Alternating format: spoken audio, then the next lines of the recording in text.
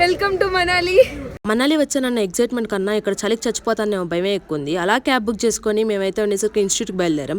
ఇన్స్టిట్యూట్కి రాగానే మాకేమో ఉండేసరికి ఒక రూమ్ అయితే ప్రొవైడ్ చేశారు. చాలా నీట్గా హైజీన్గా అయితే ఉండింది. అలా ఎర్లీ మార్నింగ్ లెగవగానే మాకు ఉండేసరికి ఒక track suit, shoes, water bottle అయితే ఇచ్చేసారనమాట.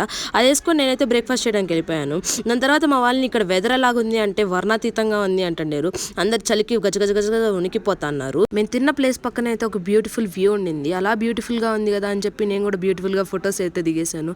2 వీడియోలు కూడా తీసుకున్నాను. దాని తర్వాత ఉండేసరికి అడ్మినిస్ట్రేషన్ బ్లాక్ దగ్గరికి వెళ్ళి జియో ట్యాగ్లో ఫొటోస్ అయితే తీసుకున్నాను. ఈ పిల్లలు భలే క్యూట్గా అనిపించారు. సో వాళ్ళతో కలిసి డాన్స్ చేశాను తుమక్ అని. దాని తర్వాత లంచ్ అయితే చేసేసాను. మాతో పాటు యోగి వేమన యూనివర్సిటీ వాళ్ళు కూడా వచ్చారు. వాళ్ళ బాయ్సే ఇదంతా. ఆ రోజు మొత్తం వాళ్ళే వడ్డిచ్చారనమాట. దాని తర్వాత పక్కనే ఉన్న చిన్న వాటర్ ఫాల్ చూడడానికి అయితే వెళ్ళిపోయాము.